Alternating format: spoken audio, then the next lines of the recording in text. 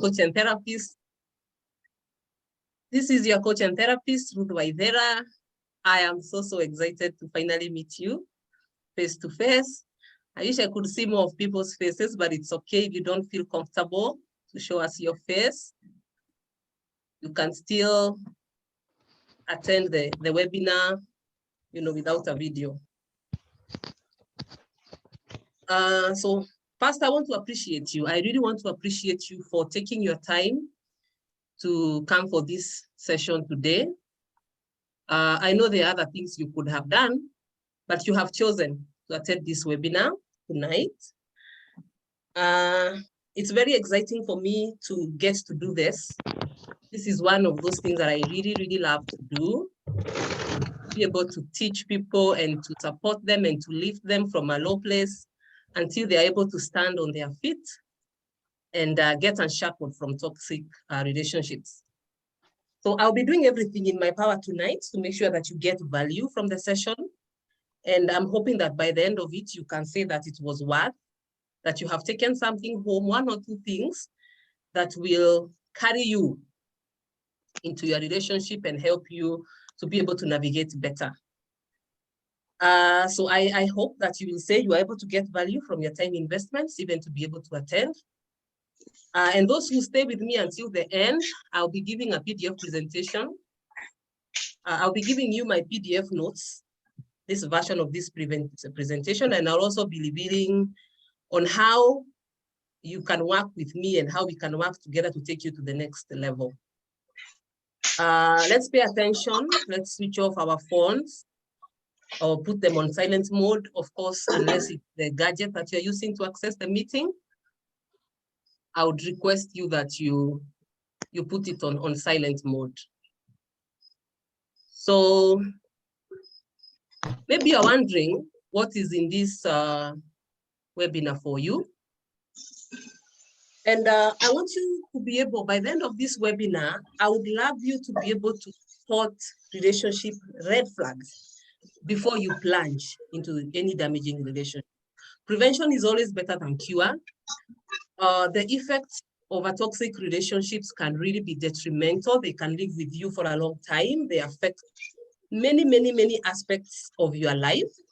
So if you're able to stop, or if you're able to prevent yourself from plunging into a toxic, damaging relationship, that would be the better for me. I want you to be able to spot toxic people, be able to put boundaries around how you relate with them, and be able to keep off so that you're able to attract the kind of a relationship that you really crave for. The second thing I want us to do this evening is to reveal to you some of the factors that could be making you attract toxic, unsafe partners. Because I'm sure you have heard about toxicity by now, and maybe you're actually in a relationship that's toxic and damaging to you, but you don't know how to get out. You feel helpless, you feel stuck, you feel lost. The pain is a lot, it's too much, but you still don't understand why it is so hard for you to get unstuck. Because we have unconscious programmings. We normally say that our unconscious mind makes up 90% of our decisions. The critical thinking mind just does 10%. Otherwise, everything else happens at the subconscious level. So if you're not aware of these factors in your subconscious level that could be making you attract toxic partners, then you're likely going to be stuck. But once you are able to identify these factors, once you're able to heal these wounds, then you'll be able to shift your energies so that you can start attracting the kind of relationships that you really desire. So this is what I would want this session to be able to do for you, or to shed some light, to make a path for you to even start thinking beyond the toxic relationship that you're in. I want you to be able to start asking yourself relevant questions like, how did I get myself here? Because until you know what got you to the situation you are in, you are likely not to be able to come out. So that process of understanding your unconscious programming is very, very, very critical if you are going to be able to get unstuck. Because identifying red flags and toxic patterns is one thing.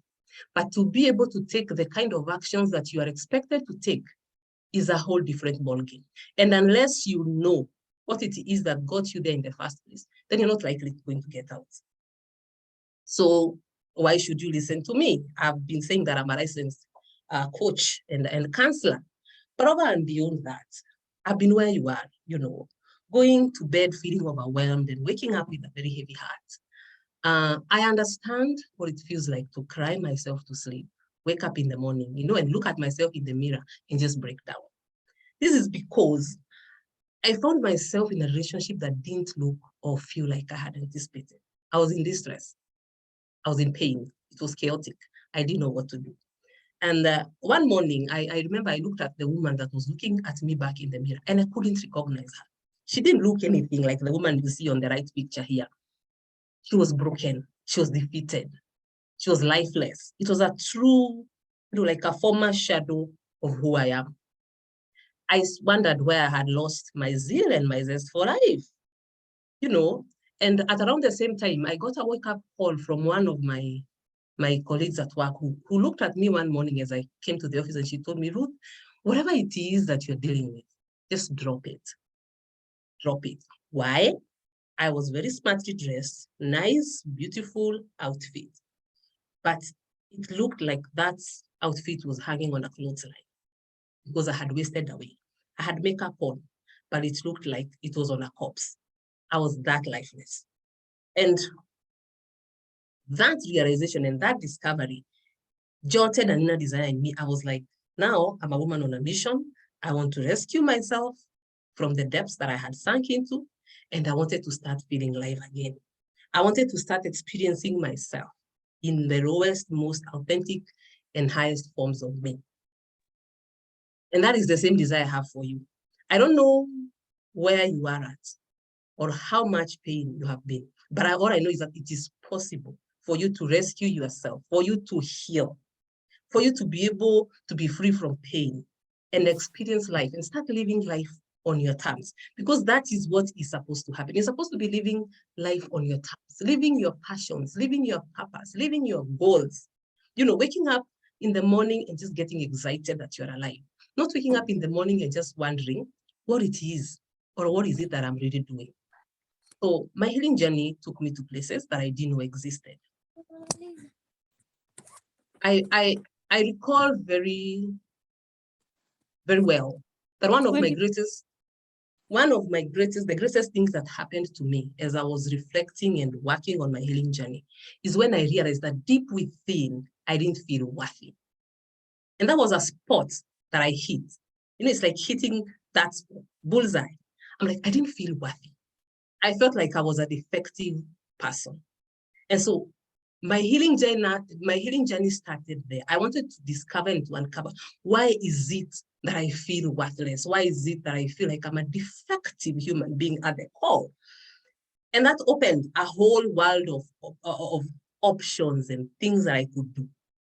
So the healing journey is not complicated, and it doesn't require you to have powers out of this world. It only requires an awareness, consistent steps. You need to be consistent. You need to be aware of what you're doing, and the support of a coach or a therapist. So if you've been wondering what it is that you can do to heal, just know that the first thing you need to do is to develop awareness. And that is why we are here. You need to be aware that the situation you are in is detrimental. The situation you are in is toxic. That if you continue being in that situation, it will drain life out of you. You will be alive, but you'll be like a robot, just walking, doing stuff. You will not experience life its fullest.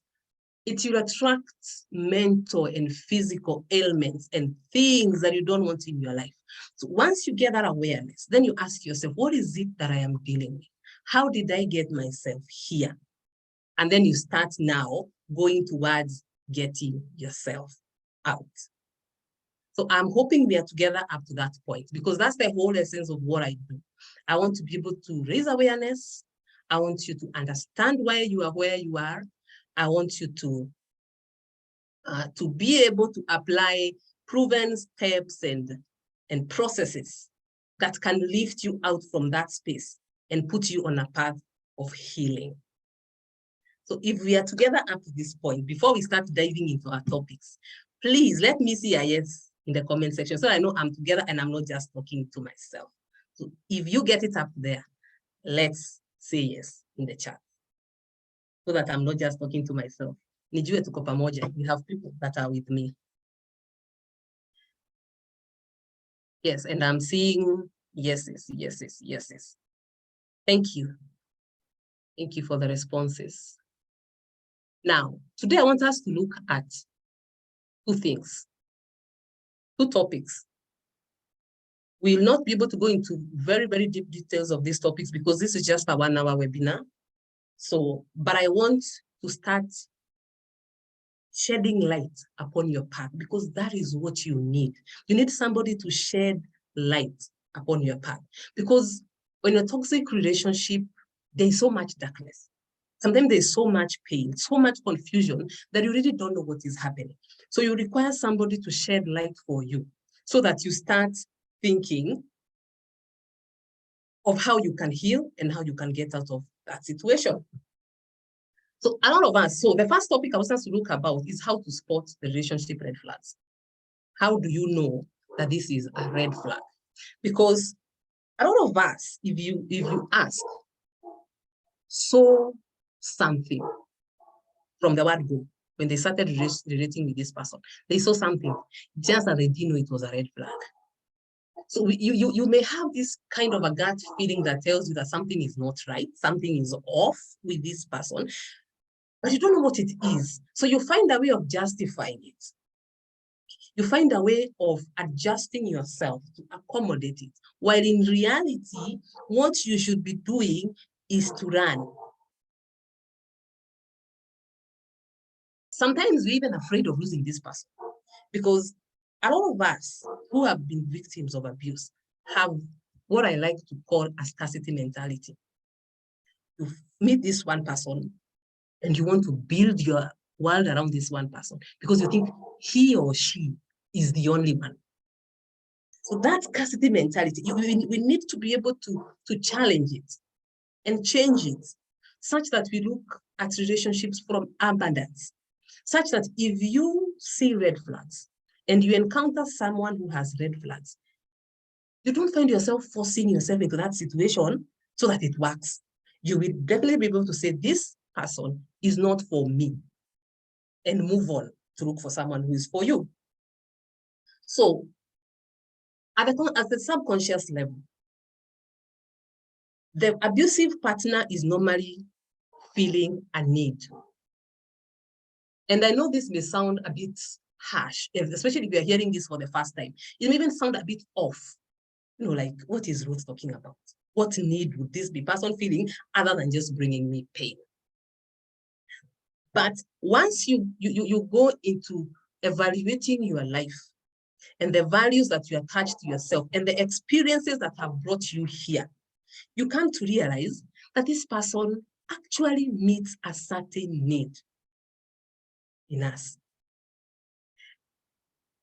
And red flags. If you ignore red flags, especially if you're dealing with a narcissistic partner or a psychopath, let me tell you, this person will take you through hell you have never known. They will take you through hell you have never imagined. They have the ability to literally turn your life upside down, inside out, until you no longer know whether you are seated or you are standing, whether you are walking or you are crawling. But if you reflect back to the start and the beginning of this relationship, there is something that made you uncomfortable, but you justified it. And that justification, that adjusting yourself to accommodate another person's issues that cause you discomfort could have been your greatest undoing. You know, you look back and you say, I wish the day I saw this, I didn't proceed. I wish the day I felt and experienced this, I did not proceed. So I want you to start getting an idea, especially if you're still out there, you are dating or whatever, you're looking for somebody to relate with, or you're in the middle of a relationship that is now really, really confusing you. You don't understand what is happening. So I want you to know, or I want to educate you on just a few of the red flags that you should be looking out for. Number one is Mr. or Mrs. Show off. Show off. This is somebody who loves to show and tell. You meet somebody maybe for the first time or the second time, and the conversation is about them. They will tell you about their work. And who unto you, if they hold a high position, they will tell you about how much they earn, what car they drive, the cost of their shoes. The conversation will be about them, showing you about their achievements. And the moment you try to share yours, you feel like yours has been undermined, swept off the carpet.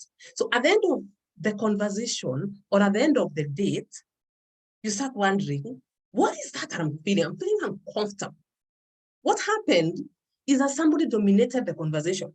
Somebody downplayed your achievements. Somebody hit at your esteem.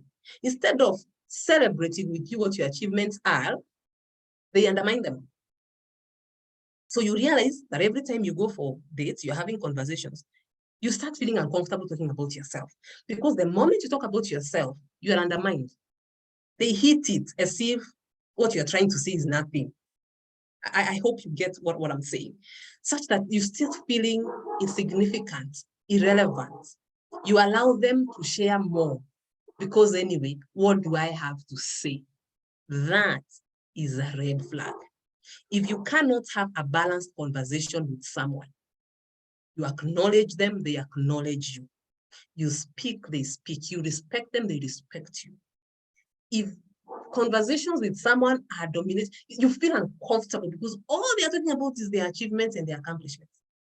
And how they talk also about people who are less privileged in the society, should tell you. So if they'll talk badly about their friend who is not doing so well, or their brother or their sister or their colleague or whoever, be on the lookout. So if you find yourself in a conversation with someone and it's all about them, that is a red flag. That is a red flag. And no matter how uncomfortable it will be for you to admit, no matter how uncomfortable or how scary it will be for you, because maybe you're thinking, God, I've been looking for a boyfriend, I've been looking for a girlfriend, I've been looking for a guy, and here is one. If I admit these red flags, what will happen? No matter how scary that is, please admit that is a red flag. Admit that is a red flag and take appropriate action. So number one is Mr. or Mrs. Show. Number two is lying. Unfortunately, a lot of us don't know how to hold people accountable. We have not been taught to hold anybody accountable. Actually, we were socialized to be conflict averse, such that I can tell what you're telling me is not true, but I dare not confront you. I dare not ask a question. Why?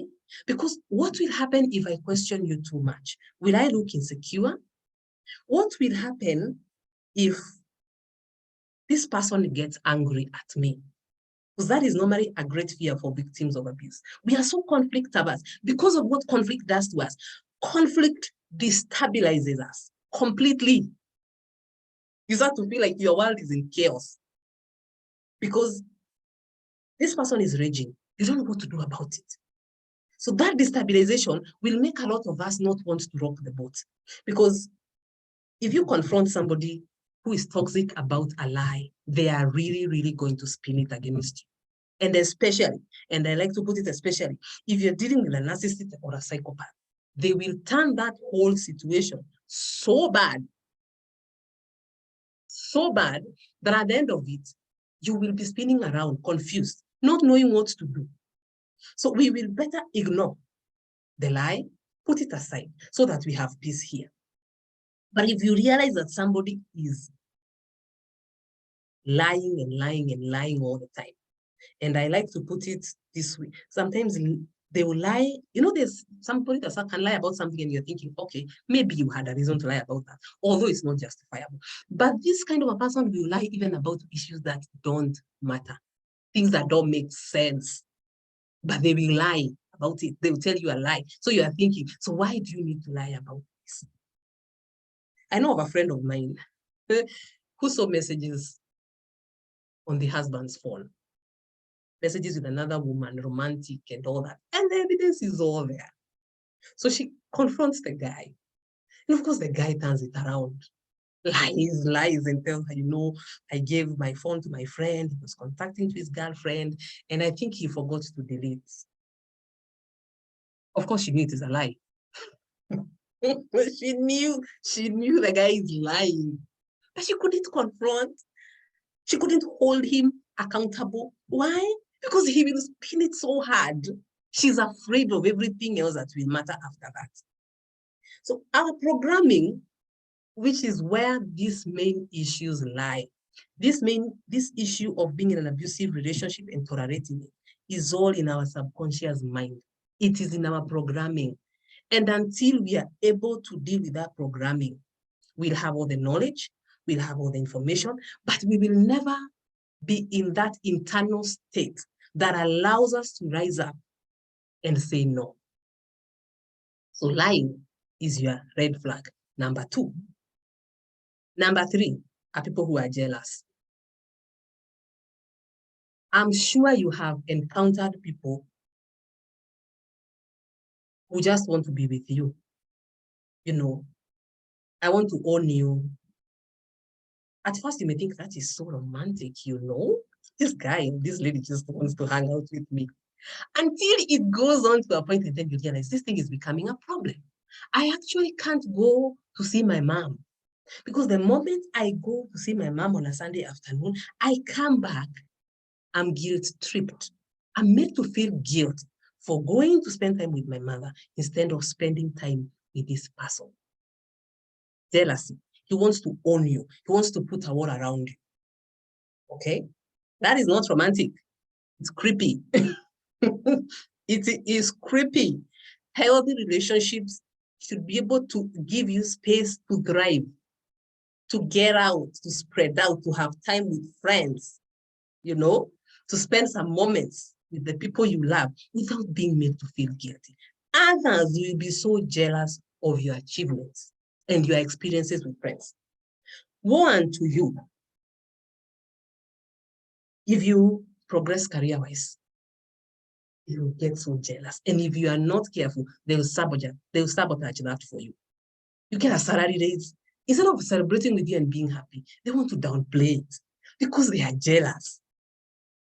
As long as they are the ones on top, career-wise, money-wise, finances, academically, everything is okay. The moment you start rising and you start looking like you are rising above them, they get jealous. And they will show it. And they will create a lot of chaos around that accomplishment. They'll be jealous of your giftings. They will make sure that that gift you have is not thriving, is not being exposed into the world. And if you're not careful, exposing yourself to such kind of a situation for a long time can actually kill your dreams. So it's good. If somebody is jealous of you, please take that as a red flag. Prove it otherwise along the way.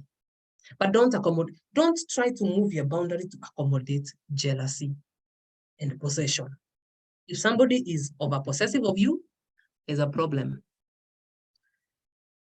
The 4th red flag that I want us to look at today is someone who is sure that they want you even when they hardly know you. It's the first date. They don't even know your 2 or 3 names. They only know your name is Ruth. And guess what? They are sure. This is the one I've been waiting for. Oh, you are my girl. I want to marry you. I want to marry you. And it's the first date.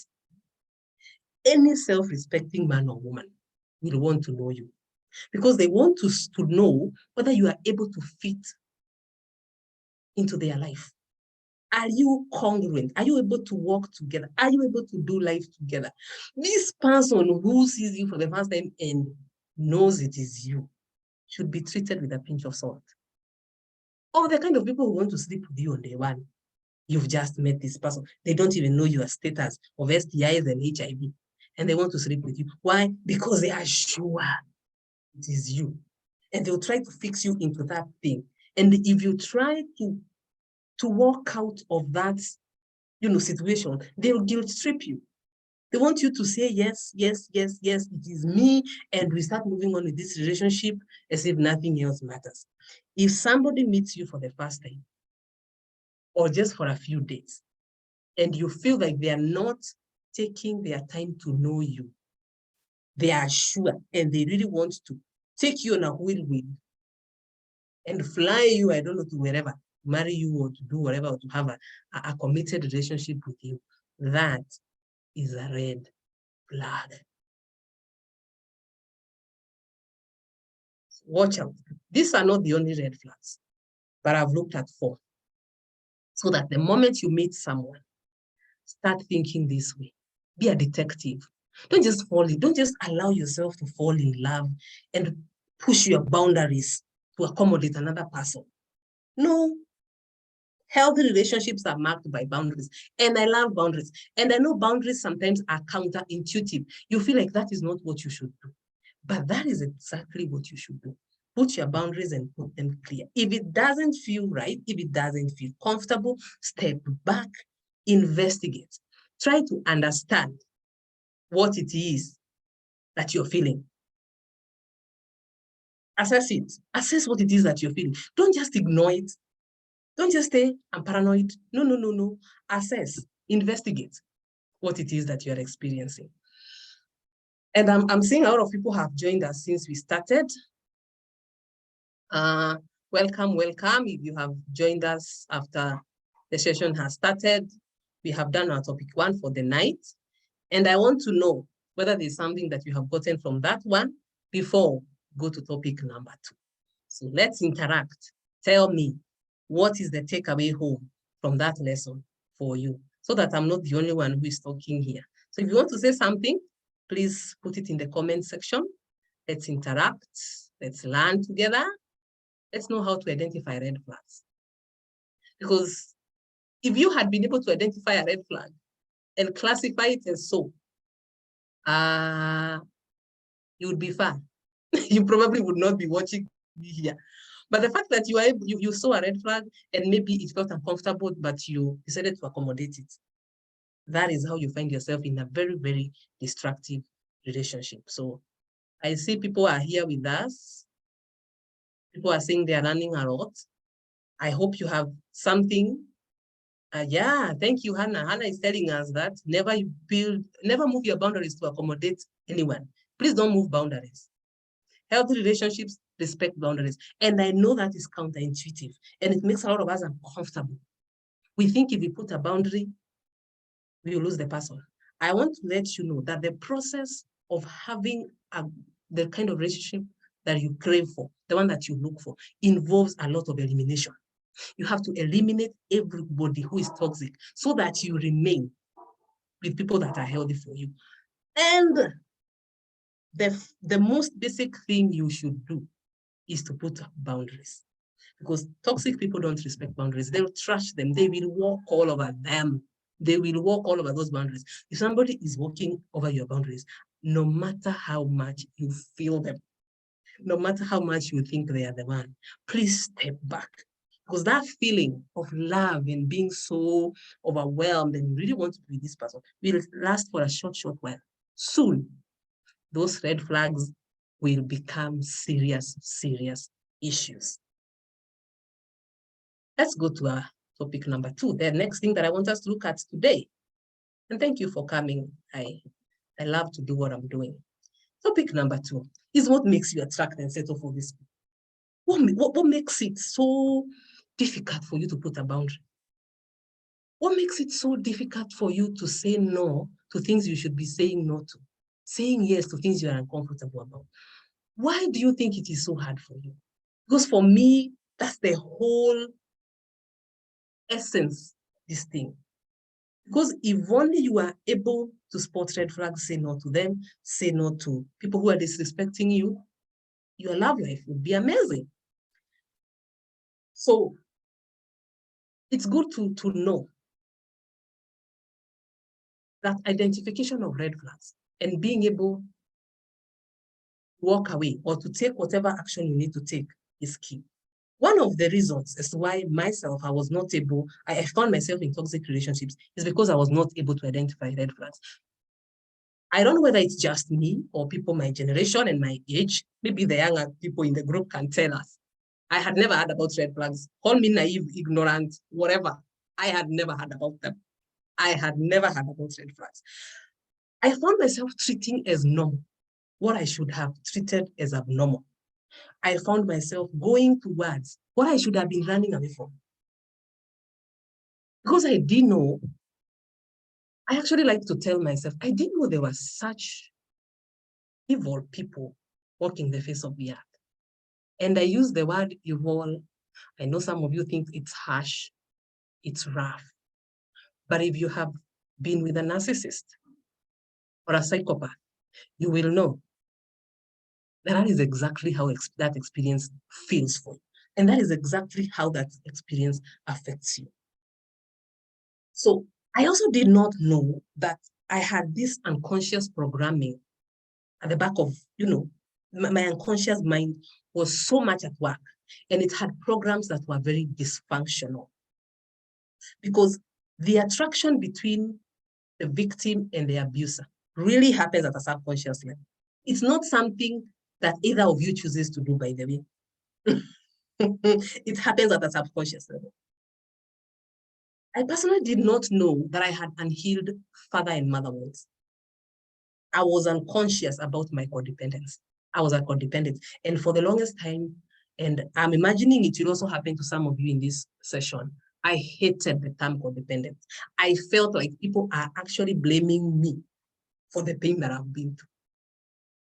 But through my healing journey, I have come to appreciate that I was a codependent. I was a people pleaser. And there's one man that I love called Tim Fletcher. Tim Fletcher summarizes the codependency relationship as this. A codependent is somebody who says, can I come with you if you leave me? Or if you leave me, can I come with you? I don't know whether that sits with you. If you leave me, can I come with you? It is sad, but it's really in our subconscious programming. And if you are not aware of the subconscious programming, the things that happened to you between your 0 to 7 years, because that is when a lot of those programs were enacted in you. You'll find yourself, you're in a situation, but you are stuck. Everybody on Facebook and everywhere is talking about toxicity and how you should get out and how you should set boundaries, and you feel helpless. Because that is how I felt for the longest time. I didn't know what to do. It's painful, it hurts, it's destroying me, but what do I do? Until I discovered, I don't know what. I need to overwrite those programs.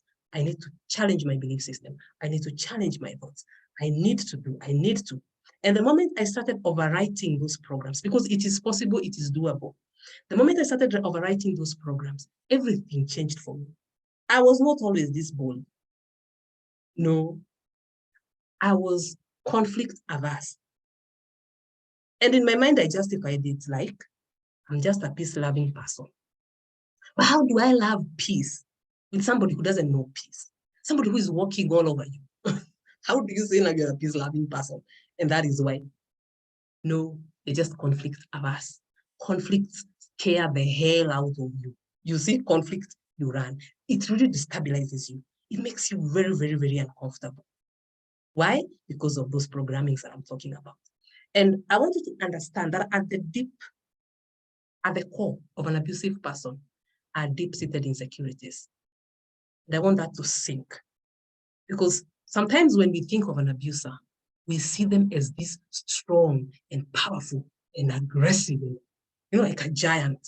But the moment you understand that at their core, they are insecure human beings, extremely insecure. Actually, insecurities are what drives them. They feel worthless. And that is why more often than not, they will choose the beautiful, talented, and gifted people. If you have been in an abusive situation, trust you me, you have a light. And that light is what drew this person to you. But the most contrasting and the most conflicting thing that happens is that light that attracted to them, the moment you allow them into your life, they want to dim it. But they come into your life so that by association, they feel like they are worth something. And if you don't take anything home today, I want you to start viewing the abusive person as a deeply insecure child. Those who have dealt with narcissists and psychopaths will tell us comfortably that at one point you listen to that person and they are reasoning like a 5-year-old. Yeah, this is a full-grown woman, a full-grown man in his 40s, 50s, 30s, whatever. But they reason like a 5-year-old child. They are stuck in that stage. So they will choose you so that by association, they start to feel like they're worth something, You, on the other side, you are a healer. You're normally drawn to people who are in pain. You want to heal them. You want to share some of your light with them so that they heal. That is at a subconscious level. It's not a decision you make, but those are the kind of people you get drawn to. And you're also a people pleaser. And that is why the challenge lies with most of us, because victims of abuse believe, if only I love this person hard enough, I can heal them. This will get better. The more I love them, I'm hoping they will realize my worth and they will love me back. It doesn't happen. You are a giver. You give. They are takers. They take. At the end of the day, you are drained and you are extremely resentful. You are in pain. You are resentful. You are drained. You have given your all.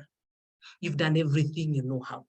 You've talked less, communicated better, stopped nagging, prayed, gone for counseling, read books, downloaded YouTube videos to know how to cook better, how to clean better, how to deal with children better, how to, if you were to list for us the number of things you have done, there are many. But guess what? It never gets reciprocated because this person doesn't know how to reciprocate love. They take, they drain you. So the relationship between an abuser and a victim is like a perfectly fitting jigsaw puzzle. This one loves to take, and this one loves to give. That's how they coexist. Unfortunately, the one who gives is the one who gets the pain because they were expecting some reciprocity. Healthy relationships are about reciprocity. So the moment you don't get reciprocity, and the person continues to suck out of you, and even after they have sucked all life and all energy out of you, they are demanding for more. And they are not even appreciative of what you have given. That is pain. So what we need to know is that both the victim and the abuser are operating from a point of woundedness. The victim has deep wounds. And when I say this, I say it with a lot of compassion. I'm imagining you have never viewed yourself as a wounded person. I always thought I was a strong person. Strong. If people with strength were told to stand up, I'm on the queue. I'm strong. I'm peace-loving. But as I took my healing journey, I realized I was a deeply, deeply wounded person. I had very serious father wounds. Very serious. Those are issues we'll talk about in other programs, maybe as we proceed. So the moment I realized that, I felt defective, my power started coming back. And that is how I was able to heal. I have talked a lot. Let me see whether you're getting value. Please talk to me in the chat. Let me see whether you're getting value. Tell me what you have gotten from that session up to that point. Let's see what value you are getting. So let's talk. Somebody is telling us they have been programmed equal anger with hatred. Every time we have an issue with my partner, I fear the worst might happen, which is so stressful. That is a programming. And I'm glad that you are able to start identifying it. You are able to start identifying that, you know what? You imagine that if somebody is angry, they hate you. That may not be true. Anger is a healthy emotion. Maybe it's the expression of it that matters. So maybe you need to start evaluating your programming to see where you got this from. Victim mentality is crippling, absorbs abuse due to lack of self-worth. I know. And that lack of self-worth really happens at a very subconscious level. If you tell people that they don't have self-worth, they will not agree. So how do we raise you up? How do we raise you up? And in a very empathic way for you to be able to understand that, you know what, you have an issue with self-worth without making you feel guilty. Because it's nothing to be guilty about. It's programming. Some of these things that happen to us are really beyond us. They're not things that we have control about. So I don't want you, I appreciate that you understand the self-worth issue. And I want us to look at it as one of those things that you need to start working with and to start working on so that you're able to heal. Another person is saying they were married to a narcissist for 16 years. They never saw the red flags. Did not even hear, I think you're supposed to say here, there was such a thing. I realized I married my father because I took what was abnormal to be normal. I know things that are abnormal because maybe you saw them growing up. You thought they are normal. You saw your mother endure, so you thought this is what women are supposed to do. No, no. So it's good to understand where this programming comes from. Another one is saying they dated a narcissist. So for all the red flags so far, all the red flags came calling. They parted ways, but it costed me a relationship later. Anytime I see someone who resembles him, I get butterflies. I appreciate that you're able to acknowledge and to see that. And you need to start working on healing to know that they are healthy and they're unhealthy people. And there's this something else that we are told that sometimes sits very uncomfortably with us, that you attract who you are. I know. I want to put it differently. There are things that we call high vibrational energy levels and low vibrational energy levels. When you are someone who is of low self-worth, you're operating at a very low vibrational level. The narcissist, the psychopath, the abusive partner is also at a very low vibrational level. So both of you, wherever you are, you attract one another. So you need to be able to raise your vibrational levels by healing, reprogramming, and doing all those things that I've talked about and many others, to be able to raise your vibrational levels so that you're able to attract people who are at the same level with you. Because it's only when you do that that you attract healthy people. So let's work on healing ourselves so that we raise our vibrations and be able to meet the people who are at that step, who are at that step, at that stage or at that level. Because as long as we are working on, we are operating from the low vibration energy levels, we'll attract the people down there. If we raise it, we attract the people up here. So if it is okay with you right now, I'm seeing our time is quite much spent and I'm seeing people are still coming in. Please welcome. Welcome to the forum. We have recorded the session, so if you didn't get to experience all of it, I'm sure before the weekend or before the end of the weekend, we'll have uploaded it on our group, then you can be able to follow through. I'm having a program that I want to share with you that I'm calling Honor Thyself, Heal Thyself Masterclass. Why do I want to call it Honor Thyself? Because I've realized for you to be able to heal and raise your vibrational levels like I've told you, you need to honor your experiences, each and every one of them. The ones that happened that time, the ones that are happening now, you need to honor them, acknowledge them, accept them for what they were. Rewire what requires rewiring, reprogram, overwrite whatever requires overwriting, then you will be able to heal. Healing will come from within. All that a coach or a therapist or a counselor does is to shed light upon your path. But you've got everything within you that you need to heal. So this will be a 5 days program, and I will teach it on Zoom from the 10th to the 14th of October, which is a week and a few days from today. And this is what we will be looking at. Day 1, I want you to learn to gain awareness. Gain awareness. Awareness is key. So what do you look out for in yourself? Know that you're being abused. What are those things that you need to pay attention to within you? Leave alone now the red flags and whatever else the abuser is doing within you, so that you know what? This experience is abusive. This is not normal marital problems. This is abuse. I also want you to gain awareness into the abuser. Another one of my favorite mantras is that you cannot win a battle against an enemy whose tactics you do not understand. You cannot win a battle against an enemy whose tactics you do not understand. And the word enemy may feel heavy. But if you're in an abusive relationship, that relationship is an enemy to your purpose, to your life, to your goals, to your soul, to your spirituality, to your mental, emotional health. It's an enemy. So if you don't understand that enemy, you can't win that battle.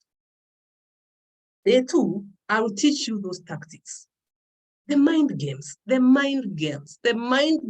people, the mind games that abusers use to manipulate and control you. People who have a deep conscience, people who feel heavily, people who respect relationships and marriage are very easy to guilt trip, my dear ones. You'll be guilt tripped from here to hell and back, and you won't know you're being guilt tripped. So I want us to be able to look at those tactics that abusers use to manipulate and control you. And day 3, we'll be looking at the myths, these beliefs that have been passed down to us sometimes through generations that make you normalize abuse. They keep it alive. They give the abusers a field day to abuse you. Because guess what? You try to raise an issue, you are told something that makes you rethink. So I want us to look at those myths and those belief systems that we want to start challenging in our minds. Let's start challenging those belief systems that keep abuse alive. Then on day 4, we'll go deeper than what we have done to show you the needs that the abuser could be meeting in you, because there is a need. There is a need that that person meets in you. It's just that you're not aware. There is a need that made you an easy target. There is a need that makes you keep this person, even when you know they are so bad for you. There is a need they meet. You may never have thought it that way, but there is a need.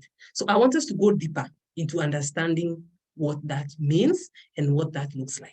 And then on our day 5, we will focus on healing from abuse. Because after I raise awareness, I want to be able to build you up so that you're able to rise from your downtrodden space and heal from this experience. I don't want you to carry this experience with you for the rest of your life. I don't want you to be able to carry this experience into your other relationships. I want you to be able to heal, because if you don't heal from abuse, like one of us has just told us in the chat, they were with a narcissist, they see another person, they run. So if you don't heal from that abusive experience, it will affect every other relationship that you get into. You get triggered by things that should not be triggering you. So why am I starting this now? It's because I've realized abuse is so prevalent. Simple. Abuse is so prevalent. I look around me, and I've been doing this work for a while. I look around me and I see a lot of it. I see lots of it. Women, men abused by their partners, their spouses. Yet nobody is calling it as it should be called. Abuse. You're being abused. Let's stop calling it other things. Let's stop calling it other names. It's abuse. It's abuse. So I have decided to come up with a structured system that will support us to be able to navigate those very difficult and confusing relationships. I would love to see you break free from those shackles of toxicity. That would be my joy. I want to see you rise. I want to see you living your best life. I want to see you at the mountaintop, you know? From down there, I want to see you celebrating at the mountaintop, living your best life, experiencing your beauty and your gifts and your talents and your passions in the fullest form possible. That is what I want to help you. And for that 5 days, we have a bonus session where we'll have a guest who will come to speak to us about financial strategy as part of your safety plan. One of the greatest reasons as to why people get stuck in toxic relationships is money, finances. You have children, you have no source of income. How will you raise them? The moment you think about that one, you crawl back into your corner. But if you have a financial strategy that can support you as you exit or whatever you decide to do with your relationship, that is a plus. So that day, we will have a guest who will come to talk to us about financial strategies. What is it that you can do to make sure that you're financially stable? And as we come to the end of this session, first of all, I want to say thank you for all of you showing up here and sharing this meeting with me and enjoying the evening together and learning together. But for you to be able to access this Heal Thyself, Honor Thyself, Heal Thyself Masterclass, I would want you to make an investment for yourself. I normally tell people the healing journey is a stretch, but it starts with one step. So make the first step of making an investment to yourself and for yourself. Kenya shillings 5,000 through the pay bill and or you can send it direct to that M-Pesa number so that you reserve your spot in that class. You need to know that to be able to do, you need to invest in yourself. And that investment will cost you some. So I hope you have enjoyed our session today. I hope you'll be able to take up action for yourself. I really look forward to seeing you on the other side. I love the community that we are having here and the sessions that we are sharing. And please take up, I want you to be able to take up space for yourself. You know, I want you to be able to occupy the space that is meant for you in life. Take up that space unapologetically without the baggage and the pain of abuse.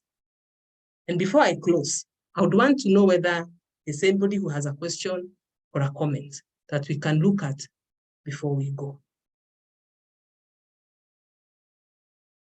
Anybody who has a comment or a question?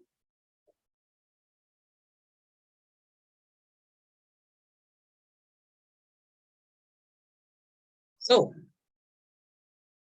any comments? Somebody has said, well said, well done. How do you step back in a marriage setup? How do you step back in a marriage setup if you're an abusive person? The first thing you need to do, like I have said, it may sound very basic, is to have an awareness. Understand the tactics that are being used against you. Understand the effect that the abuse is having towards you. Set boundaries. You need to set boundaries. Boundaries is about the protection of your sacred space. So you need to set boundaries. For example, you need to understand, for example, if you're dealing with a narcissist, there are some conversations you don't have with a narcissist, I'm telling you. Conversations that involve your emotions, your goals, your plans, just keep them out. They'll mess that up for you. So keep the conversations to the practicals. For example, if you have kids, let's talk about children. School fees, what. Keep it to the practicals. That way, you are setting a boundary around yourself. Because the moment you start bringing them into the intimate conversations of your life, they will abuse you. They are looking for an opportunity to get their head in. They'll abuse you. So you need to step back, create a boundary, especially around the issues. Around the issues. that you can discuss, and have issues that you can never discuss with them. That if I really need to discuss a very emotional issue about myself, I call out a friend or a therapist and discuss it. Because if I bring it here, it will be a mess. Another person is saying, I would love to join all the classes, but we have some engagements on some days. Can I? Oh, yes, we are going to do recordings. So as long as you have made your payments, you will get the recordings after the 5 days. So if anyone else doesn't have a question or a comment, good job. What time for the other classes? We'll be doing our classes in the evening. So the moment people pay, we'll agree whether we're doing 7 to 9, because we are likely going to cover a myriad of issues. So 7 to 9 or 8 to whatever time is will be appropriate. But if you miss a class, be sure we are going to repeat it. Sorry, it's going to be recorded and you're going to record. So I want to invite Sam. Oh, in the background, I have my tech guy. His name is Sam. And Sam can say something even as we close concerning how we make the payments and all that. So Sam. Hello, good evening. I want to appreciate everyone who has created this time to be here. And I know it's not an easy topic, especially to accept what you are going through. As a young person, getting early into dating, especially dating analysis, really character develop me, or what you say, school of character develop. And one day I said, sometimes the best relationship advice I can give is just break up. And when I was going through this time, I was like, why can't we get out of things that are not working for us? And it was all about attachment styles. And I think that's what Coach Rose will be taking us through. How do we attach with people, and what are people feeling us? Because I grew up in prison and all that, really created a space in me that wanted that love, that connection. And I think by the end of the 5 days, you'll be able to understand how you can be able to feel complete. If you can be able to feel complete or be complete before getting into a relationship with someone else, then that one is key. So I want to explain something about tech and how the trading will be run. There's going to be Zoom sessions for the 5 days where Coach Ruth will be taking through different processes, and also a question and answer section. Then for those who are going to make payment now and they're going to use M-Pesa, you're going to get access to the website where you can access all the videos. So it means that every training will be uploaded the following day inside the website, okay? Now on this website, this is ruthwaithera.com. You will log in with your email and a password. So I'll be sharing more information on Monday, how to log in, how to create your account, and how to access all the materials. Thank you, and may the God bless you as we get better. Back to you, Coach Rose. Thank you very much, Sam. I believe we have gotten value from the session. Like I'm seeing people commenting here. And it's time we end and say goodbye. I look forward to seeing more and more of you. Invite friends for sessions like this, because I want to see more people grow. I want to see more people heal. I want to see more thrive. So thank you very much and have a good night.